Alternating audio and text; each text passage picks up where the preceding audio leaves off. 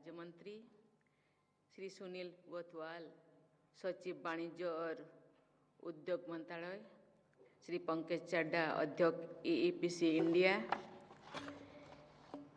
देवियों और स्वजनों, देश की अर्थव्यवस्था को निरंतर योगदान देने के 70 वर्ष संपन्न करने के लिए मैं ईईपीसी इंडिया टीम को बहुत बहुत बधाई देती हूँ।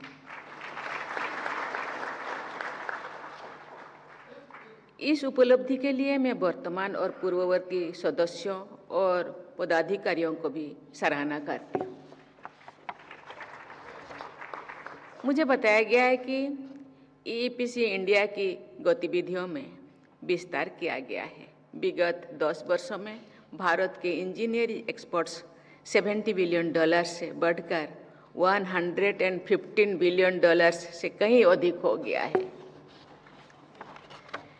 जब हम इस बात पर ध्यान देते हैं कि पिछले दशक के दौरान अंतर्राष्ट्रीय व्यापार के क्षेत्र में अनेक चुनौतियां रही है, तो निर्यात में ये वृद्धि अधिक प्रभावशाली प्रतीत होती है। इस उपलब्धि में ईईपीसी इंडिया का भी योगदान है। इस योगदान के लिए मैं आप सबकी सराहना करती हूँ। देवियों और स्वजनों, प्राचीन काल में भारत आध्यात्म और व्यापार दोनों क्षेत्रों में विश्व का नेतृत्व करता था। भारत की इस श्रेष्ठता के अनेक डॉक्यूमेंटरी एविडेंस अभी भी उपलब्ध है। भारत के प्राचीन पश्चिम में भृगुकुच, जहाँ आज का उरुच शहर है, तथा मालाबार कोस्ट पर अनेक बंदरगाह थे। उसी तरह भारत के पूर्व में ताम्रलिप्ति, जहाँ आज का तमलुक शहर है, तथा कोरोमंडल कोस्ट पर भी अनेक बंदरगाह है। ये सभी बंदरगाह Roman empire, south east Asia तथा विश्व के अन्य क्षेत्रों में सामान लाने और ले जाने वाले जहाज से खचाखच भरे रहते थे। एक साथ एक ही देश के 100 से अधिक जहाज़ों के बड़े भारत के समुद्री तटों पर आया करते थे और सामान ले जाया करते थे। एंशिएंट इंडिया में शिप बिल्डिंग के अनेक प्रमाण मिलते हैं। विशाल नौकाओं का यानी लार्ज शिप्स का निर्माण और उपयोग किया जाता था। यदि केवल एक प्रमाण देखना हो तो अजंता की गुम्फाओं के चित्रों में आप विशालकाय नौकाओं भी चित्रों देख सकते हैं। रोमन एम्पायर में सबसे समृद्ध लोग भारत में बनी वस्तुओं का उपयोग करना अपनी शान समझते थे। विश्व के सभी क्षेत्रों में स्वर्ण मुद्राएं तथा अन्य बहुमूल्य धातुओं के सिक्के भारत पहुंचते थे।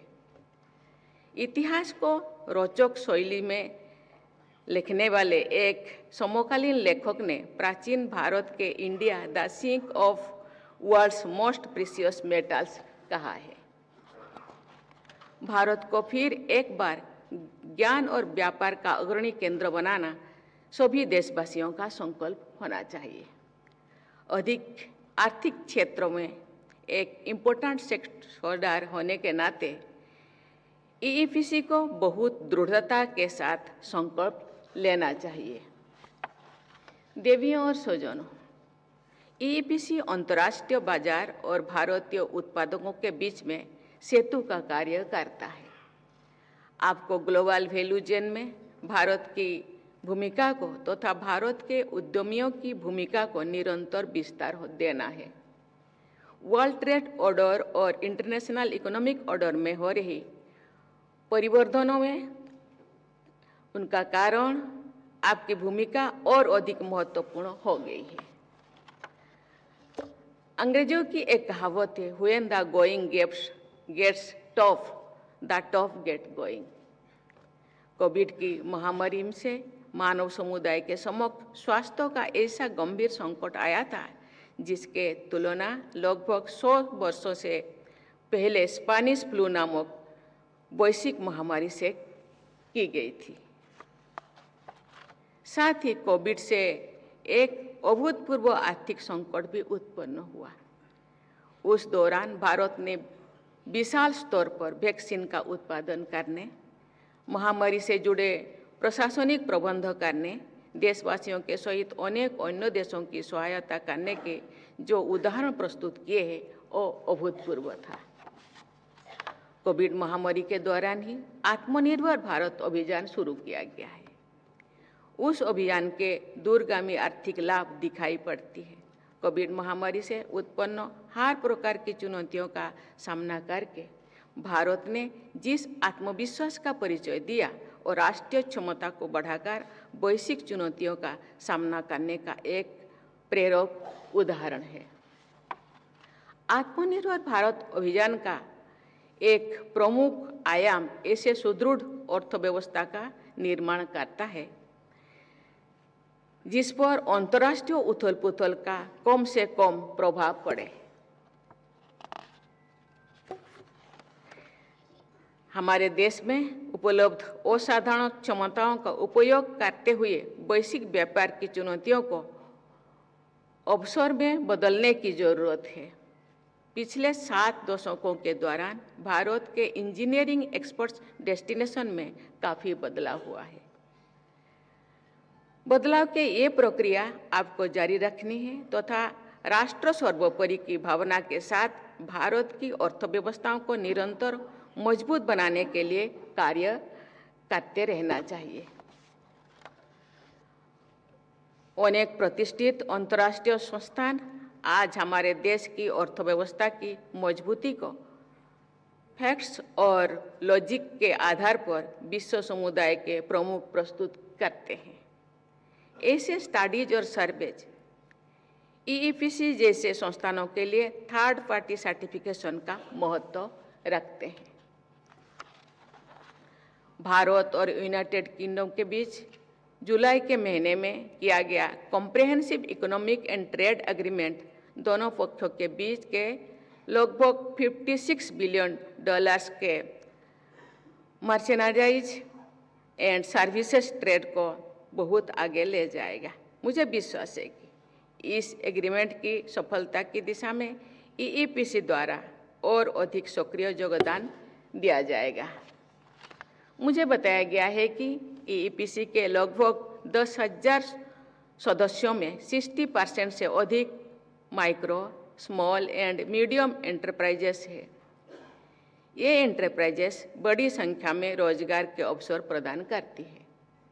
हमारी अर्थव्यवस्था में MSMEs का योगदान महत्वपूर्ण भी है और सराहनीय भी। मुझे विश्वास है कि EEPC द्वारा MSMEs के निर्यात को बदलती परिस्थितियों के अनुरूप नई दिशा प्रदान की जाएगी एवं नई शक्ति प्रदान की जाएगी।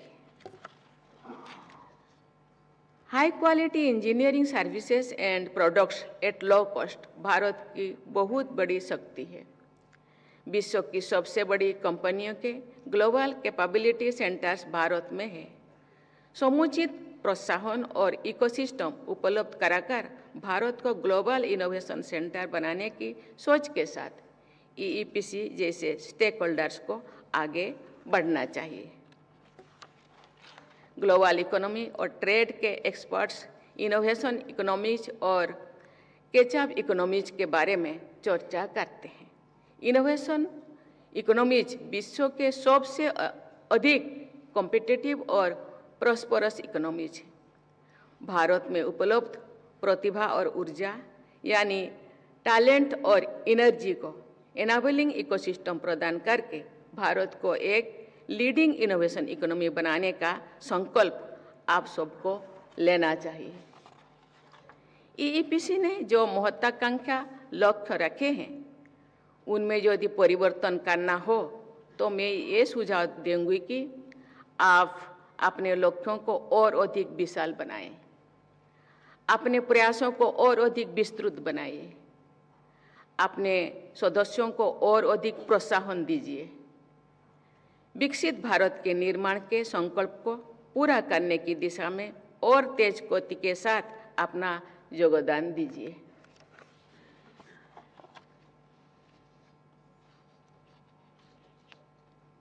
ये धरती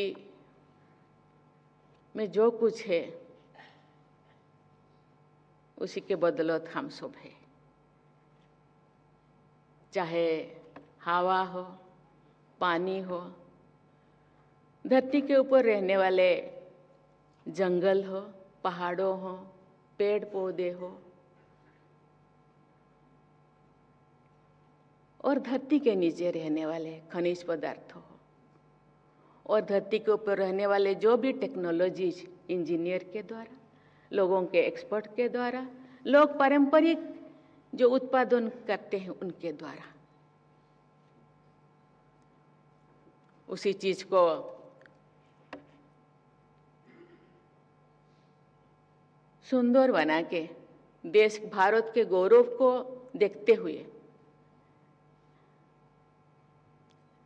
भारत को समृद्ध तो करना ही है, देश को समृद्ध तो बनाना है, लेकिन साथ ही साथ जिसके लिए हम विकास का सपना देखते हैं, विकास करने के लिए सोचते हैं,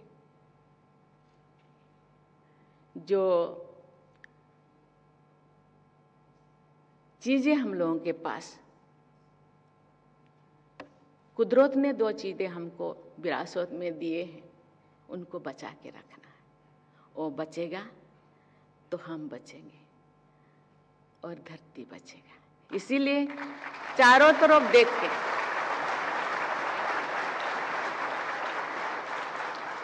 एक्सपोर्ट भी करना है, विकास भी करना है, आर्थिक उन्नति करना है, 2047 तक विकसित भारत भी बनना है, लेकिन साथ के साथ विकसित धरती को भी बनाना है। उसी सोच के साथ, इन्हीं सुझाव के साथ मैं ईपीएफ के सभी सदस्यों के स्वर्णिम भविष्य की मंगल कामना करती हूँ और अपनी वाणी को विराम देती हूँ। जय हिंद, जय भारत।